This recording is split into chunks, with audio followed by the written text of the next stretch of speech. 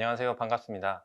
오늘 브랜드 휴머니티 구축을 위한 필수 리텐션 전략이라는 주제로 말씀드릴 메가존 클라우드 팀 DCX의 김현민입니다. 오늘 전해드릴 내용은 크게 두 가지입니다.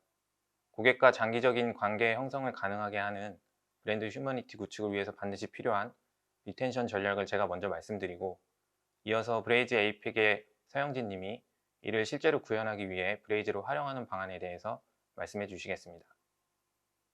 그리고 이번 웨비나에 참여해 주신 분들 중 좋은 질문을 해주신 분들과 설문에 참여해 주신 분들께 소정의 경품을 제공해 드릴 예정이오니 많은 관심과 참여를 부탁드리겠습니다. 그럼 오늘 웨비나를 시작하겠습니다. 리텐션이 왜 중요하고 무엇인지 그에 대해 먼저 말씀드리겠습니다. 2010년대 초반에는 애퀴지션, 즉 획득이 주요 지표로 지목받았었습니다. 많은 앱과 웹 기반의 서비스들이 가파른 성장 곡선을 그리기 위해 주로 신규 고객 획득에 몰두하면서 서비스의 건강과 지속 가능성을 진정으로 보여주는 리텐션이란 KPI를 간과하게 되었습니다. 그러나 최근 몇 년 동안 경쟁이 더욱 심화되면서 신규 획득을 위한 비용은 계속 증가하고 고객들도 쉽게 다른 서비스로 갈아탈 수 있는 환경이 되어갔고, 이에 따라 KPI의 재설정이 필요해졌습니다. 그래서 적절한 고객을 확보하여 그들을 이해하고 니즈를 충족시키며 지속적으로 서비스에 참여하도록 할 수 있는 고객 경험을 개발해야만 지속적인 성장이 가능해지고 있습니다. 오래전에 좀 더 집중했어야 했던 리텐션 증대라는 미션이 다시 중요해지고 있는 상황이라고 말씀드릴 수 있습니다. 대부분의 기업은 보유 고객의 약 20%, 즉 가장 충성도가 높은 고객이 전체 비즈니스의 성과의 약 80%를 창출하는 80대 20 법칙이라는 오랜 원칙을 따르며 지속하고 있습니다. 물론 훨씬 더 충성스러운 팔로워 집단을 가진 경우 그 비율은 90대 10까지 높아질 수 있겠죠. 리텐션의 가치를 수량화한 흥미로운 결과가 있는데요. 고객과의 인게이지먼트가 단 5%만 늘어나도 수익성은 25에서 95%까지 향상될 수 있다는 사실입니다. 리텐션 향상은 중요한 우선순위일 뿐만 아니라 브랜드가 장기적인 비즈니스 목표를 달성할 수 있도록 지원할 수 있는 가장 효과적인 방법이 될 수 있습니다. 그럼 리텐션이란 정확히 무엇일까요? 전통적인 마케팅 퍼널의 세 번째 단계인 리텐션은 고객이 참여하고 서비스와 관계를 맺고 있다는 것을 의미합니다.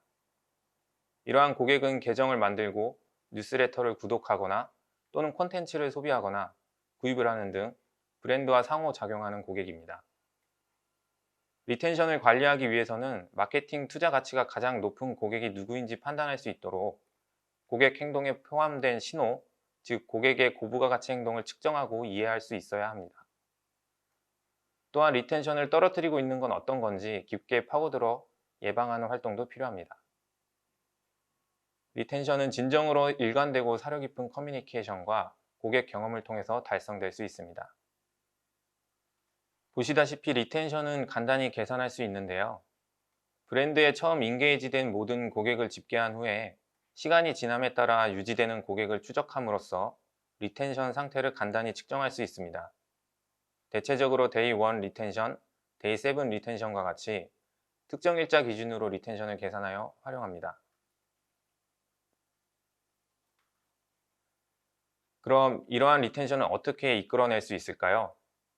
고객 참여를 장기적이고 지속적인 활동으로 육성하기 위한 다양한 방법이 시도되고 있겠지만, 저는 오늘 브랜드 휴머니티를 말씀드리고자 합니다. 브랜드 휴머니티는 한마디로 고객이 브랜드를 얼마나 인간적으로 느끼는지에 대한 지표입니다. 고객들이 계속 머무르기를 원한다면 어떻게 그들과 인간적인 느낌을 주는 방식으로 소통하는지를 배워야 합니다. 이는 브랜드의 메시지 톤, 빈도, 콘텐츠 및 전달 방법을 자세히 살펴보는 것을 의미합니다.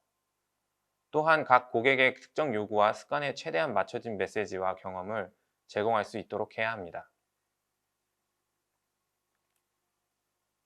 다음은 2019년에 진행된 BHS 결과입니다.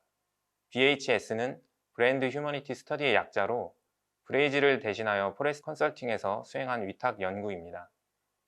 BHS는 기억에 남는 인간적인 브랜드 경험을 구축하고 전달하는 데 필요한 요소와 방해가 되는 요소를 조사합니다.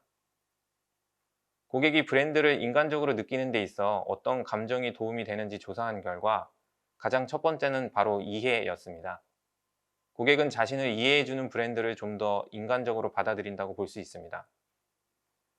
또한 연결에 있어 가장 중요한 기능으로는 보통 사람처럼 소통하는 부분인 걸로 나타났습니다. 자연스럽게 사람과 대화하듯 소통하는 것이 고객과 관계를 맺을 때 가장 중요한 부분을 차지한다고 할 수 있습니다. 그럼 고객이 브랜드를 인간적으로 느끼도록 만들어서 장기적인 관계를 구축할 수 있는 구체적인 방법에 대해서 알아보겠습니다. 브랜드 휴머니티를 강화하는 동시에 장기적으로 브랜드에 계속 관여할 수 있도록 하는 그러한 이유를 제공할 수 있는 7가지 기본 전략입니다. 아마 많은 스타트업에서 이미 시도되고 있을 걸로 예상되지만 브랜드 휴머니티라는 관점에서 다시 한번 생각해 보셔도 좋을 것 같습니다. 첫 번째는 온보딩입니다. 신규 고객이 서비스를 계속 사용할지를 결정할 때 가장 큰 요인 중 하나는 앱 실행, 계정 생성, 이메일 뉴스레터, 구독 서비스, 푸시 알림 등과 같은 첫 번째 상호작용입니다. 적절한 온보딩 경험은 고객이 가능한 빨리 브랜드의 핵심 가치를 경험할 수 있도록 보장합니다. 참고로 온보딩 프로세스를 마주하는 고객은 이미 서비스를 사용해 보기로 어느 정도 결정한 상태이기 때문에 효과적인 온보딩 캠페인을 통해 서비스의 가치를 확인시켜주고 서비스를 활용할 경우 고객에게 엄청난 인센티브가 있다는 점을 강조하는 게 필요합니다. 다음은 피드백 요청입니다. 서비스를 사용하는 고객들에겐 대부분 의견이 있기 마련이지만 자신의 행동에 대해 명확한 신호를 보내는데 시간을 할애하지 않는 게 보통입니다. 또한 딱히 권유받지 않는 한 브랜드 경험에 대해서 얘기해 주는 것도 별로 좋아하지는 않을 겁니다. 하지만 고객에게 피드백을 부탁하는 이러한 커뮤니케이션을 통해서 고객의 고충이나 페인 포인트를 너무 늦기 전에 쉽게 이해할 수 있을 뿐만 아니라 매우 인간적이고 긍정적인 느낌을 주는 겸손함을 전달할 수도 있습니다. 세 번째는 개인화입니다.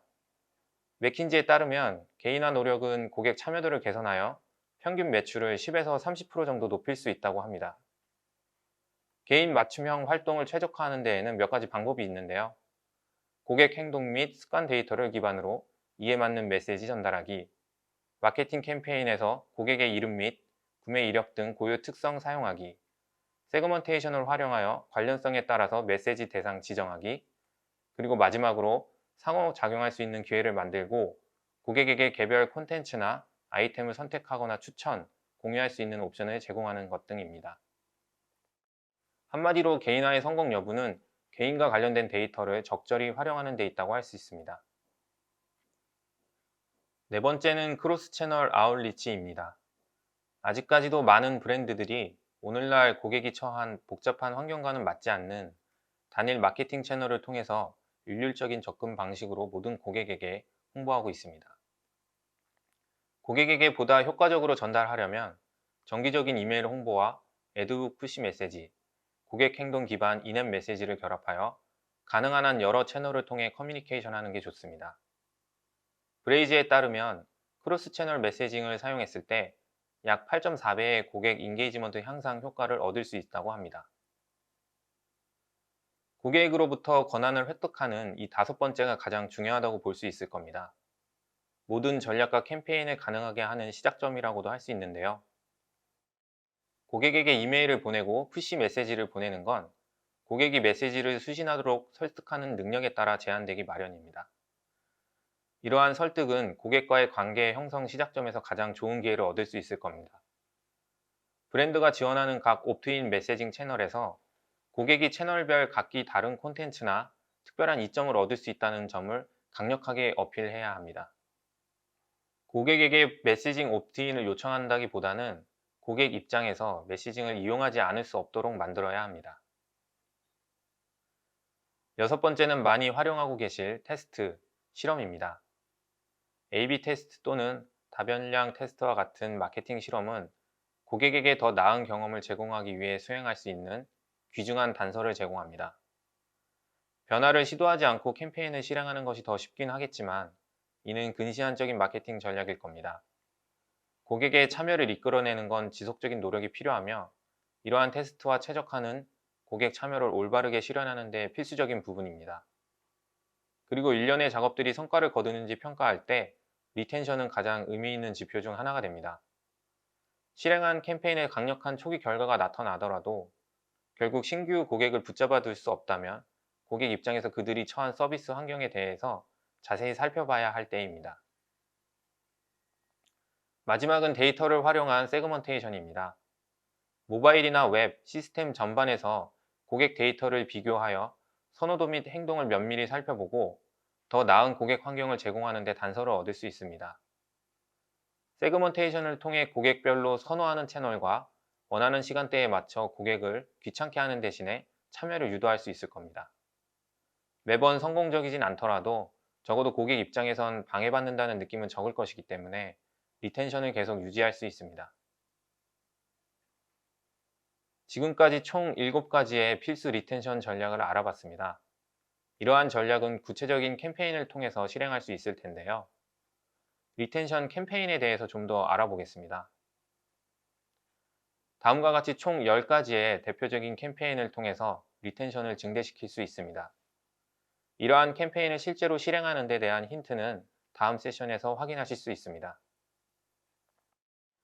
첫 번째는 앞에서 말씀드렸던 온보딩 전략에 적용될 수 있는 캠페인일 텐데요. 바로 웰컴 캠페인입니다. 일반적으로 웰컴 이메일의 오픈율은 다른 어떤 이메일 타입보다도 높다고 합니다. 그래서 웰컴 이메일은 신규 고객에게 서비스의 가치를 제대로 전달할 수 있는 가장 좋은 기회 중 하나입니다.